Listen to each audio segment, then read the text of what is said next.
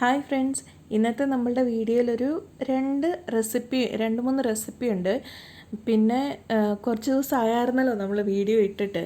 അപ്പോൾ പിന്നെ ഞാൻ ഓൾറെഡി ഷൂട്ട് ചെയ്ത് വെച്ച കുറച്ച് വീഡിയോസ് ആഡ് ചെയ്തിട്ട് ഇന്നത്തെ വീഡിയോ ഇടാമെന്ന് വിചാരിച്ചു. അങ്ങനെ കേട്ടോ.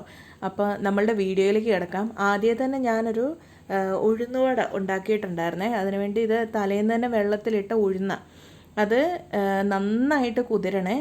നന്നായിട്ട് കുതിർന്നിട്ടിപ്പോൾ വൈകുന്നേരം ആക്കാനാണെങ്കിൽ രാവിലെ ഉഴുന്ന് വെള്ളത്തിലിടുക. എന്നിട്ട് അത് മിക്സിയിലേക്ക് ഇടുന്നത് അതായത് വെള്ളത്തിൽ നിന്ന് ഡയറക്റ്റ് കോരി അങ്ങോട്ട് ഇടുക ചെയ്യുന്നത്. അല്ലാണ്ട് അത് ഡ്രെയിനാക്കി കളഞ്ഞ് അതിന് ശേഷമല്ല. പിന്നെ അരയ്ക്കുമ്പോൾ ഇതിൻ്റെ അകത്ത് ഞാൻ വെള്ളം ചേർക്കുന്നില്ല. കാരണം എന്നാന്ന് വെച്ചാൽ അത് ഓൾറെഡി കുതിർന്നിരുന്നതായതുകൊണ്ട് അതിൻ്റെ അകത്ത് ഓൾറെഡി കുറച്ച് വെള്ളത്തിൻ്റെ അംശം ഉണ്ടാവും. അതുകൊണ്ടാണ് പിന്നെ ഞാൻ വെള്ളം ഒഴിക്കാത്തത്. പിന്നെ അഥവാ ഇനി അരയാൻ കുറച്ച് ബുദ്ധിമുട്ടാണെന്ന് തോന്നുകയാണ് ഒരു സ്പൂണോ 2 സ്പൂണെങ്ങാനും മാക്സിമം അത്രയും മതി. എന്നിട്ട് കൈ കൊണ്ട് ഇതുപോലെ നന്നായിട്ട് ഇതിപ്പോൾ ശരിക്കും നമ്മളിങ്ങനെ ഈ പതപ്പിച്ചെടുക്കൂലേ, ആ രീതിയിലാണ് ഇത് ബീറ്റ് ചെയ്യേണ്ടത്. സാധാരണ അല്ലാണ്ട് ഞാൻ കണ്ടിട്ടുണ്ട് ഇങ്ങനെ ഈ നമ്മളുടെ കേക്കിന് ക്രീം ബീറ്റ് ചെയ്യുന്ന ബീറ്ററില്ലേ, അത് വെച്ചിട്ടൊക്കെ ബീറ്റ് ചെയ്യുന്നത്. ഞാൻ പിന്നെ അങ്ങനെ നിന്നില്ല, കൈ കൊണ്ട് തന്നെ മാക്സിമം മിക്സ് ചെയ്തെടുക്കാമെന്ന് വിചാരിച്ചിട്ട് ഞാൻ കൈ കൊണ്ട് തന്നെ ബീറ്റ് ചെയ്യുക. ഇനി ഇത് നന്നായിട്ട് ബീറ്റായ ശേഷം നമുക്ക് ഇതിൻ്റെ അകത്തോട്ട് ഓരോരോ കാര്യങ്ങളായിട്ട് ഇട്ട് കൊടുക്കാം. ആദ്യമേ തന്നെ ഞാനൊരു പകുതി കഷ്ണം ഉള്ളി എടുത്തിട്ടുണ്ട്, സവോള എടുത്ത് നന്നായിട്ട് പൊടിയായിട്ട് അരിയുക. എന്നിട്ട് അതിൻ്റെ കൂട്ടത്തിൽ തന്നെ ഇഞ്ചി ചെറുതായിട്ട് അരിഞ്ഞത്, പച്ചമുളക്, ഇതൊക്കെ നമ്മളുടെ ടേസ്റ്റിനും എരിവിനും അനുസരിച്ച് ഇടാവേ. പിന്നെ ഞാൻ കറിവേപ്പിലയാണ് എല്ലാം ഇതിൻ്റെ അകത്ത് ചേർക്കുന്നത്, ചെറുതായിട്ട് അരിഞ്ഞിട്ട് വേണം ചേർക്കാൻ വേണ്ടിയിട്ട്. അങ്ങനെ ആകുമ്പോഴാണ് നമുക്കത് കഴിക്കുമ്പോഴാണേലും നല്ല ടേസ്റ്റിലത് വരുള്ളൂ. പിന്നെ ഇതിൻ്റെ അകത്ത് ഞാൻ കുരുമുളക് പൊടിയെക്കാട്ടിലും കുറച്ചും കൂടെ ക്രഷ് ചെയ്ത കുരുമുളക് ഇടുമ്പോഴാണ് അതിന് കുറച്ചും കൂടെ ടേസ്റ്റ്. പിന്നെ ആവശ്യത്തിനുള്ള ഉപ്പ് ചേർത്ത് കൊടുക്കുക. ഉപ്പും കൂടെ ചേർത്ത് കൊടുത്തു കഴിഞ്ഞാൽ പിന്നെ നമുക്ക് ഇതിൻ്റെ അകത്തോട്ട് ചേർക്കാനുള്ളത്, ഇതൊന്ന് നമ്മളുടെ മാവ് കുറച്ചൊരു പൊടിക്ക് ലൂസുണ്ട്, കാരണം മിക്സിയിലല്ലേ നമ്മളിത് അരച്ചെടുത്തത്. അതുകൊണ്ട് ഇതിൻ്റെ അകത്ത് ഇപ്പോൾ കായത്തിൻ്റെ പൊടിയും കൂടെ ചേർത്തിട്ടുണ്ട്. പിന്നെ ഞാൻ അവസാനം ഒരു സ്പൂൺ അല്ലെങ്കിൽ 2 സ്പൂൺ നമുക്ക് അരിപ്പൊടി കൂടെ ചേർത്ത് കൊടുക്കാം. ഇതെല്ലാം കൂടെ ചേർത്തിട്ട് നന്നായിട്ട്, ഞാനിപ്പോൾ അരിപ്പൊടി ചേർക്കുന്നതിന് മുമ്പ് ഇതെല്ലാം കൂടെ നേരത്തെ പതപ്പിച്ചെടുത്ത പോലെ അതേ രീതിയിൽ കൈ കൊണ്ടൊന്ന് അടിച്ചെടുക്കുക. എന്നിട്ട് ഇതിൻ്റെ കൺസിസ്റ്റൻസി നോക്കിയിട്ട് നമുക്ക് വേണോ വേണ്ടതെന്ന് തീരുമാനിക്കാം അരിപ്പൊടി ചേർക്കുന്നത്. ഇപ്പോൾ ഗ്രൈൻഡറിലൊക്കെയാണ് അരച്ചെടുത്തതെങ്കിൽ നമുക്കിതിൻ്റെ അകത്ത് അരിപ്പൊടി ഒന്നും ചേർക്കാണ്ട് തന്നെ നമുക്ക് ആക്കിയെടുക്കാൻ പറ്റും. കാരണം ഓൾറെഡി നല്ല ടൈറ്റായിട്ട് നമുക്ക് ഗ്രൈൻഡറിൽ അരച്ചെടുക്കാമല്ലോ. ഇതിപ്പം ഞാൻ 1 സ്പൂൺ അരിപ്പൊടി ചേർത്തിട്ടുണ്ട്. എന്നിട്ട് അതും ചേർത്ത് നന്നായിട്ട് മിക്സാക്കിയെടുത്ത് നമുക്ക് കൈക്കകത്ത് ഉരുളയാക്കി എടുക്കുമ്പം ഏതാണ്ട് വലിയ ലൂസായിട്ടല്ല എന്നാണെങ്കിൽ നമുക്ക് ആ പരുവം മതി. അത്രയും അരിപ്പൊടി ചേർത്താൽ, ഒരുപാട് അരിപ്പൊടി ചേർക്കുന്നതിനെക്കാട്ടിലും കുറച്ച് മാത്രം ചേർക്കുന്നതാണ് നല്ലത്. എന്നിട്ട് പിന്നെ ഞാൻ ഒരു പാത്രത്തിൽ എണ്ണ ചൂടാക്കാൻ വെച്ചായിരുന്നു. ആ എണ്ണയ്ക്കകത്തോട്ട് കുറച്ച് മാവെടുത്തിട്ട് കൊടുക്കുക. എണ്ണ ഒന്ന് ചൂടായോന്ന് അറിയാൻ. ഇതുപോലെ മാവൊന്ന് പൊങ്ങി വന്നാൽ അത് റെഡിയായി. എന്നിട്ടിത് കൈ ഒന്ന് വെള്ളത്തിൽ നനയ്ക്കുക. എന്നിട്ട് ഇതൊന്ന് കയ്യിലേക്ക് എടുത്ത് നടുക്കൊരു ചെറിയ ഹോള് പോലെ ആക്കിയിട്ട് നമുക്കങ്ങ് ഇട്ട് കൊടുക്കാം. ഇങ്ങനെ തന്നെ ഇടണമെന്നൊന്നുമില്ല, ചുമ്മാ എടുത്തങ്ങ് കോരി ഒഴിച്ച് നമ്മൾ ഈ ബജ്ജിയൊക്കെ ഉണ്ടാക്കൂലേ, അതായത് ബോണ്ടയൊക്കെ ഉണ്ടാക്കൂലേ, ആ ഒരു പരുവത്തിൽ വേണേലും നമുക്കാക്കിയെടുക്കാം. എന്നിട്ട് പിന്നെ 2 സൈഡും മറിച്ചും തിരിച്ചുവിട്ട്, അതായത് ഉള്ളി ശരിക്കും വേവണം. അപ്പം ചെറിയ തീയിൽ ഒരു സൈഡ് ഒരു 3 മിനിറ്റ്, അടുത്ത സൈഡ് 3 മിനിറ്റ്, അങ്ങനെ ചെറിയ തീയിൽ മറിച്ചും തിരിച്ചും ഇട്ടിട്ട് നന്നായിട്ട് നമുക്ക് ആ പുറത്തെ ആ ഒരു ക്രിസ്പിനെസ്സും ആ കളർ ചേഞ്ചൊക്കെ കാണുമ്പം നമുക്കത് മനസ്സിലാവും അത് വെന്തോ ഇല്ല എന്നുള്ളത്. അഥവാ ഇനി ഡൗട്ടാണെന്നാണെങ്കിൽ അത് ഒരെണ്ണം ഇപ്പം നമുക്ക് ആദ്യത്തെ ട്രിപ്പ് ഒരെണ്ണം മാത്രം ഇടുക. എന്നിട്ട് കോരി എടുത്തിട്ട് ചെക്ക് ചെയ്യുക അതിൻ്റെ ഉള്ളിൽ വെന്തിട്ടുണ്ടോ ഇല്ലയോ എന്ന്. അന്നേരത്തിൽ നമുക്കൊരു ഐഡിയ കിട്ടും എന്തോരം നേരം തീയ വയ്ക്കണം, അത് റെഡി ആയോ എന്നറിയാൻ വേണ്ടിയിട്ട്.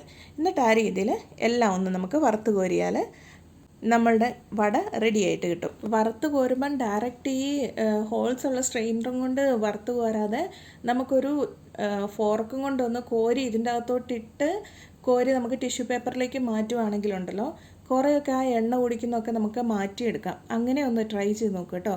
ഇതിപ്പം നോക്ക്, പുറമെ നല്ല ക്രിസ്പി ആയിട്ടുണ്ട്, അതുപോലെ ഉള്ളിൽ നോക്കുമ്പോൾ നല്ല സോഫ്റ്റ് ആയിട്ട് അത്യാവശ്യം നന്നായിട്ട് വെന്ത രീതിയിൽ നമുക്ക് ഈ വട കിട്ടിയിട്ടുണ്ട്.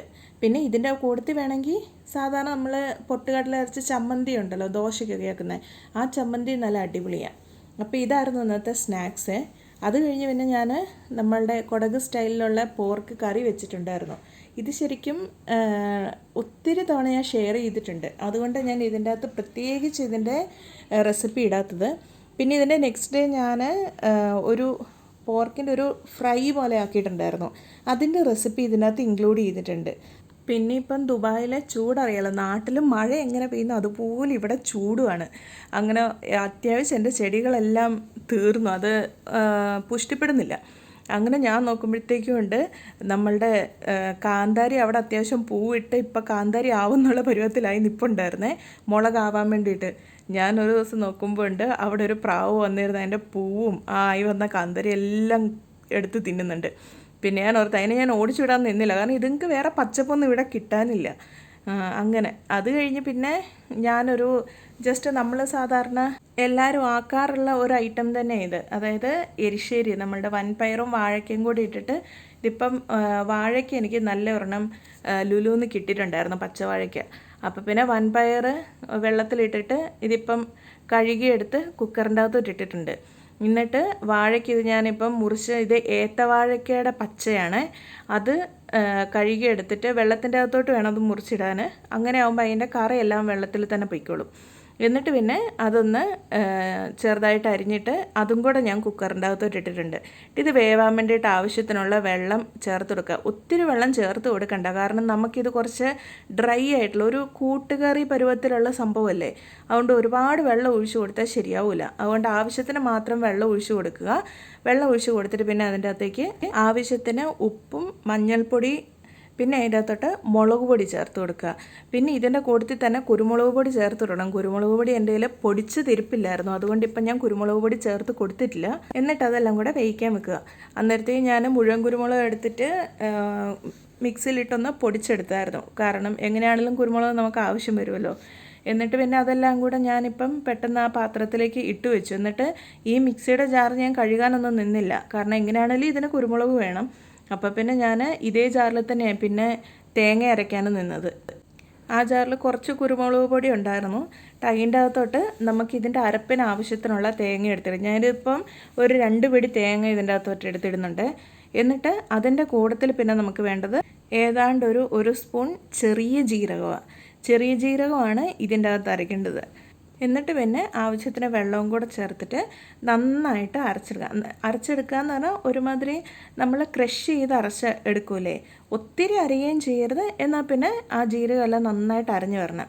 ഈ പരുവത്തിലാക്കി അരച്ചെടുക്കുക. ഈ സമയം കൊണ്ട് പയറും വാഴയ്ക്കും എല്ലാം കൂടെ നന്നായിട്ട് വെന്ത് വന്നിട്ടുണ്ടായിരുന്നു. ഇനിയിപ്പം ഈ കൂട്ടിൻ്റെ അകത്തേക്ക് നമ്മൾ നേരത്തെ അരച്ച് വെച്ചിട്ടുണ്ടല്ലോ, ആ അരപ്പ് ഇതിൻ്റെ അകത്തോട്ട് ചേർത്ത് കൊടുത്തിട്ട് നന്നായിട്ട് മിക്സ് ആക്കുക. അതായത് ആ അരപ്പൊന്ന്, എന്നിട്ട് തീ ഓൺ ചെയ്യുക. എന്നിട്ട് ആ അരപ്പൊന്ന് വേവണം, അതായത് ഇതിൻ്റെ അകത്ത് കിടന്ന് മിക്സായിട്ട് ആ അരപ്പൊന്ന് വേകുന്നത് വരെ നമുക്കിതൊന്ന് നന്നായിട്ട് മിക്സാക്കി എടുക്കണം. ഇനിയിപ്പോൾ ഇതിൻ്റെ അകത്തോട്ടൊന്ന് കടുക് പൊട്ടിച്ചെടുക്കാനുള്ളത്. അതിനുവേണ്ടി ഞാൻ ഒരു ചീൻചട്ടി അടുപ്പിൽ വെച്ചിട്ടുണ്ട്. എന്നിട്ട് കുറച്ച് വെളിച്ചെണ്ണ ഒഴിച്ചു കൊടുക്കുക. എന്നിട്ട് അതിൻ്റെ അകത്തോട്ട് കടുക് ചേർക്കുക. കടുക് ഒന്ന് പൊട്ടി വന്നു കഴിയുമ്പോഴത്തേക്കും ഉണക്കമുളക് ഉണ്ടല്ലോ, വറ്റൽമുളക് ചേർത്ത് കൊടുക്കണം. വറ്റൽമുളകും ഇതിൻ്റെ അകത്ത് കിടന്ന് നന്നായിട്ടൊന്ന് മൂത്ത് വരുമ്പോൾ വെളുത്തുള്ളി ചെറുതായിട്ട് അരിഞ്ഞിട്ട് വെളുത്തുള്ളി ചേർത്ത് തരുവാണ്. അതൊരു 3-4 അല്ലി വെളുത്തുള്ളി നമുക്ക് ചേർത്ത് കൊടുക്കാം. ആ വെളുത്തുള്ളിയുടെ ആ ഒരു മൂത്ത മണമുണ്ടല്ലോ, അത് ശരിക്കും ഏത് കറിയിലാണേലും വരുമ്പോൾ നല്ല അടിപൊളി ടേസ്റ്റാണ്. മെയിനായിട്ട് നമ്മളുടെ പരിപ്പ് കറികളൊക്കെ ഇല്ലേ, അതിൻ്റെ അകത്തൊക്കെ ഈ വെളുത്തുള്ളി മൂത്ത മണം നല്ല ടേസ്റ്റുമാണ്, ആ മണവും അടിപൊളിയാണ്. എന്നിട്ട് പിന്നെ അതിൻ്റെ അകത്തോട്ട് ആവശ്യത്തിന് കറിവേപ്പിലയും ചേർത്ത് കൊടുത്തിട്ട് ഇതെല്ലാം കൂടെ ഒന്ന് നന്നായിട്ട് മിക്സാക്കിയിട്ട് അതൊന്ന് മൂത്ത് വരുമ്പോഴത്തേക്കും അതിൻ്റെ അകത്തോട്ടൊരു ഒരു പിടി തേങ്ങ ഇട്ട് കൊടുക്കുക. എന്നിട്ട് തേങ്ങയെ നന്നായിട്ട് വറുക്കുക എന്ന് പറഞ്ഞാൽ നമ്മൾ ഈ തേങ്ങ വറുത്തരച്ച കറി ആക്കൂലേ, അതുപോലെ ബ്രൗൺ കളറൊന്നും ആവേണ്ട ആവശ്യമില്ല. ആ തേങ്ങയിലൊന്ന് ജസ്റ്റ് നല്ലൊരു മൊരിഞ്ഞ മണം വരൂലേ, ആ മണം വരുന്നത് വരെ തേങ്ങയൊന്ന് നന്നായിട്ട് വറുത്തെടുക്കണം. ഇനി ഈ വറുത്ത തേങ്ങയും ഈ കടുക് പൊട്ടിച്ചതെല്ലാം കൂടെ ചേർത്തിട്ട് നേരത്തെ നമ്മൾ തിളപ്പിക്കാൻ വെച്ചിട്ടുണ്ടായിരുന്നല്ലോ തേങ്ങ ഒഴിച്ചിട്ട് ആ കറിയെ, അതിൻ്റെ അകത്തോട്ട് ചേർത്ത് കൊടുക്കുക. ചേർത്ത് കൊടുത്തു കഴിഞ്ഞാൽ നമ്മളുടെ അടിപൊളി കറി റെഡിയായി. ഇതിപ്പോൾ ഓണത്തിന് മാത്രമൊന്നുമല്ല എരിശ്ശേരി കഴിക്കുക, അങ്ങനെയൊന്നുമില്ല. നമുക്ക് ഏത് ടൈമിലാണെങ്കിലും ഇടയ്ക്കൊരു കൂട്ടുകറിയോ അല്ലെങ്കിൽ ഇതുപോലെ ഒരു കൂട്ടൊക്കെ കഴിക്കണം എന്ന് തോന്നിയാൽ നല്ല അടിപൊളി ഓപ്ഷനാണ്. കാരണം ഓൾമോസ്റ്റ് ഈ സാധനങ്ങളെല്ലാം നമ്മളുടെ വീട്ടിൽ എപ്പോഴും അവൈലബിൾ ആയിരിക്കും. അപ്പോൾ ഇതൊന്ന് ഇടയ്ക്കെങ്കിലും ഒന്ന് ഉണ്ടാക്കി നോക്കണേ, നല്ല അടിപൊളി കറിയാണ്. പിന്നെ ഞാനിതിപ്പം പോർക്ക് ജസ്റ്റ് മസാലപ്പൊടികൾ മാത്രം, ഇഞ്ചി വെളുത്തുള്ളി ഇട്ടു, പിന്നെ മഞ്ഞൾപ്പൊടി, മുളക് പൊടി, മല്ലിപ്പൊടി മാത്രം ഇട്ടിട്ട് കുറച്ച് കറിവേപ്പില ഇട്ട് ഒന്ന് വേവിച്ച് വെച്ചതാണ്. ഇതിന് ഇനിയൊന്ന് ഫ്രൈ ആക്കാൻ പോവാം. ഒരു സ്പെഷ്യൽ റെസിപ്പി ഞാൻ ഇൻസ്റ്റയിൽ ഇങ്ങനെ റീൽസ് ആയിട്ട് കണ്ടപ്പോൾ അതൊന്ന് ട്രൈ ചെയ്ത് നോക്കിയതാണ്. അതിന് വേണ്ടിയിട്ട് ചീനച്ചട്ടിക്കകത്ത് ആദ്യം കുറച്ച് എണ്ണ ഒഴിച്ചിട്ടുണ്ട്. എന്നിട്ട് അതിൻ്റെ അകത്തോട്ട് ഇത് പെരിഞ്ജീരകമാണ്, വലിയ ജീരകം ഉണ്ടല്ലോ, അതാണ് ഇട്ട് കൊടുത്തിരിക്കുന്നത്. എന്നിട്ട് ഇതൊന്ന് നന്നായിട്ട് പൊട്ടി വന്നു കഴിഞ്ഞ് ഇതിൻ്റെ അകത്തോട്ട് തേങ്ങാക്കൊത്താണ് ഇട്ട് കൊടുക്കുന്നത്. കാരണം ആ തേങ്ങാക്കൊത്തിൻ്റെ ടേസ്റ്റിൽ ഇത് വരുമ്പം അടിപൊളിയായിരിക്കും എന്നുള്ള രീതിയിൽ കണ്ടതുകൊണ്ട് ഞാൻ ഇതിൻ്റെ അകത്തോട്ട് തേങ്ങാക്കൊത്ത് ഇട്ട് കൊടുത്ത് ഇനിയിപ്പം അത് നന്നായിട്ടൊന്ന് ഫ്രൈ ആയി വരണം. എന്നിട്ട് പിന്നെ അതിൻ്റെ അകത്തോട്ട് കറിവേപ്പില ഇട്ട് കൊടുക്കുന്നത്. കറിവേപ്പില അതിൻ്റെ അകത്ത് നന്നായിട്ടൊന്ന് വാടി വന്നു കഴിഞ്ഞ് ചെറിയുള്ളി ചെറുതായിട്ട് അരിഞ്ഞിട്ട് അതാണ് ഇട്ട് കൊടുക്കുന്നത്. എന്നിട്ട് ചെറിയുള്ളി ഇതിൻ്റെ അകത്ത് നന്നായിട്ട് മിക്സാക്കി എടുക്കുക. എന്നിട്ട് പിന്നെ നമ്മൾ വേവിച്ച് വെച്ചിട്ടുള്ള പോർക്കുണ്ടല്ലോ, അത് ഇതിൻ്റെ അകത്തോട്ട് ചേർത്തിട്ട് നന്നായിട്ട് മിക്സ് ആക്കണം. ഇപ്പം പോർക്ക് മാത്രമല്ല, നമുക്ക് ബീഫും വേണമെങ്കിൽ ഒന്ന് വേവിച്ചിട്ട് ഇതുപോലെ ചെയ്യുകയാണെങ്കിലും നല്ല ടേസ്റ്റ് ആയിരിക്കും. ഇതിപ്പം ഭയങ്കര എക്സ്ട്രാ ഓർഡിനറി ടേസ്റ്റ് എന്നൊന്നും ഞാൻ പറയത്തില്ല, പക്ഷേ കുഴപ്പമില്ല. നമുക്ക് അത്യാവശ്യം ഒരു വെറൈറ്റി ട്രൈ ചെയ്യണമെന്നാണെങ്കിൽ ഓക്കെ, അങ്ങനത്തെ ഒരു സംഭവമായിരുന്നു ഇത്. എന്നിട്ടത് നന്നായിട്ട് ഇതിൻ്റെ അകത്ത് ഫ്രൈ ആക്കി എടുത്ത് കഴിയുമ്പം ഈ ഒരു പരുവത്തിൽ വരും. അങ്ങനെ ഇതും ഒരു വെറൈറ്റി ആയിട്ടുള്ള ഒരു പോർക്ക് ഫ്രൈ സംഭവം. ഏതൊക്കെയാലും ട്രൈ ചെയ്ത് നോക്കാം കേട്ടോ. ട്രൈ ചെയ്ത് നോക്കിയിട്ട് എപ്പോഴും ഒന്നുമില്ലെങ്കിലും വല്ലപ്പോഴും ഒക്കെ നമുക്ക് ആക്കി നോക്കാൻ പറ്റിയ അടിപൊളി സംഭവമായത്. അപ്പം എല്ലാവരും ഇതൊന്ന് ട്രൈ ചെയ്യണേ. അപ്പം ഇതൊക്കെയായിരുന്നു ഇന്നത്തെ നമ്മളുടെ വീഡിയോയിലെ വിശേഷങ്ങൾ. വീഡിയോ ഇഷ്ടമായിട്ടുണ്ടാകുമെന്ന് വിശ്വസിക്കുന്നു. അപ്പം ഇഷ്ടമായിട്ടുണ്ടെങ്കിൽ ലൈക്ക് ചെയ്യണേ, സബ്സ്ക്രൈബ് ചെയ്യാത്തവർ സബ്സ്ക്രൈബ് ചെയ്യണേ. താങ്ക്